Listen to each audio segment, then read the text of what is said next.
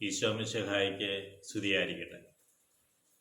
ഈശോമിശിഹായിൽ സ്നേഹിക്കപ്പെടുന്ന മാതാപിതാക്കളെ, സഹോദരങ്ങളെ, ദൈവത്തിൻ്റെ കരുണയ്ക്കായി നമ്മൾ പ്രാർത്ഥിക്കുക. ദൈവത്തിൻ്റെ അനന്തമായ സ്നേഹത്താലാണ് നാം യേശുക്രിസ്തുവിനോട് കൂടെ ജീവിച്ചിരിക്കുന്നത്. അവിടുത്തെ കൃപയാൽ നാം രക്ഷിക്കപ്പെട്ടിരിക്കുന്നത്. പൗലോസ് ശ്ലീഹ എഫെസസുകാർക്ക് എഴുതിയ ലേഖനം 2-ാം അധ്യായം 2-ാം തിരുവചനം ഇങ്ങനെ പറയുന്നുണ്ട്: നിങ്ങൾ പാപത്തിൽ ജീവിച്ചിരുന്നവരാണ്, അപരാധങ്ങളിലും പാപങ്ങളിലും നാം ജീവിച്ചിരുന്നു. എന്നാൽ ദൈവത്തിൻ്റെ പ്രത്യേകമായ കാരുണ്യത്താലാണ് നാം ഇന്ന് ജീവിച്ചിരിക്കുന്നത് എന്ന് പറഞ്ഞു വയ്ക്കുകയാണ്. ആത്മാക്കളെക്കുറിച്ച് നാം കണ്ടുകൊണ്ടിരിക്കുമ്പോൾ അപരാധങ്ങളാലും പാപങ്ങളാലും നാം മൃതരായിരുന്നു. ഈ ലോകത്തിൻ്റെ ഗതി പിന്തുടർന്നും അനുസരണക്കേടിൻ്റെ മക്കളിൽ പ്രവർത്തിക്കുന്ന അരൂപിയായ അന്തരീക്ഷ ശക്തികളുടെ അധീശനനുസരിച്ചുമാണ് നിങ്ങൾ ജീവിച്ചിരുന്നത്. അനുസരണക്കേടിൻ്റെ മക്കളോടൊപ്പം നാമും ജഡത്തിൻ്റെയും അല്ലെങ്കിൽ ശരീരത്തിൻ്റെയും മനസ്സിൻ്റെയും അഭിലാഷങ്ങൾ സാധിച്ചുകൊണ്ട് ജഡികരായി ജീവിച്ചിരുന്നു. എന്നാൽ സ്വഭാവേന നമ്മളും മറ്റുള്ളവരെ പോലെ ക്രോധത്തിൻ്റെ മക്കളായിരുന്നു.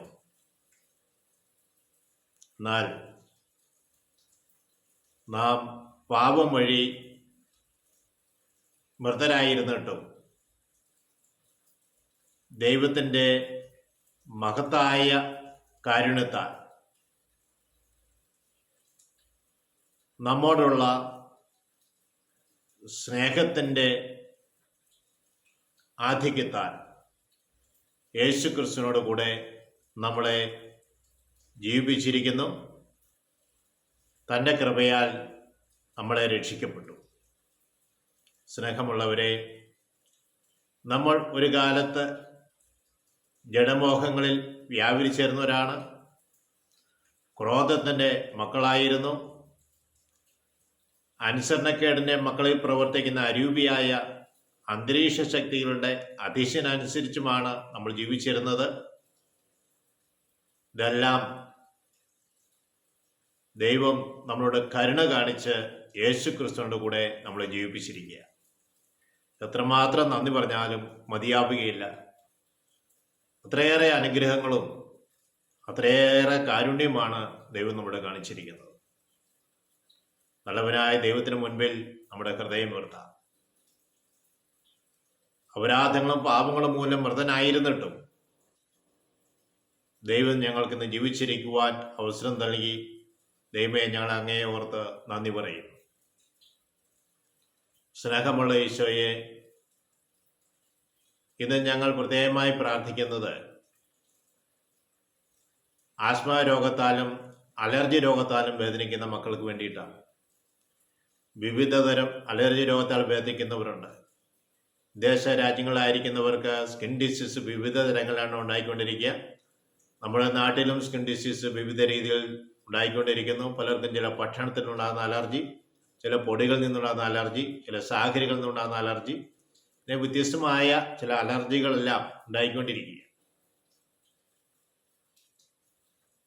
ഈ അലർജിയൊക്കെ ഉണ്ടാകുമ്പോൾ നമ്മൾ ദൈവത്തോടൊന്ന് ചോദിക്കണം, എൻ്റെ ദൈവമേ, ഇതൊക്കെ എനിക്ക് എവിടെ നിന്നും ഉണ്ടായതാണ്. പലപ്പോഴും പ്രാർത്ഥനയിലൂടെ ഞാൻ കണ്ടെത്തിയിരിക്കുന്നത് അവർ ജനിച്ച സാഹചര്യവുമായി ബന്ധപ്പെട്ടിട്ട് അവർക്ക് പല അലർജികളും ഉണ്ടാകാറുണ്ട്.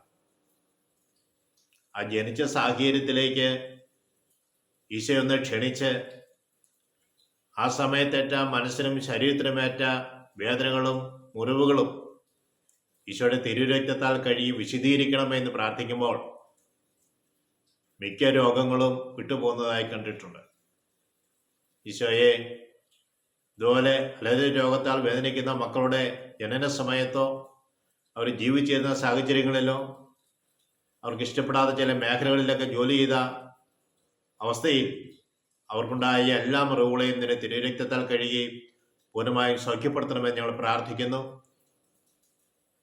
ഈശോയെ ആ മക്കളുടെ മേൽ നീ കരുണ കാണിക്കണമേ.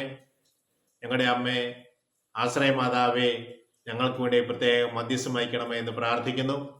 പിതാവിനും പുത്രനും പരിശുദ്ധാത്മാവിനും സ്തുതി. ഈശോ മിശിഹായ്ക്ക് സ്തുതിയായിരിക്കട്ടെ.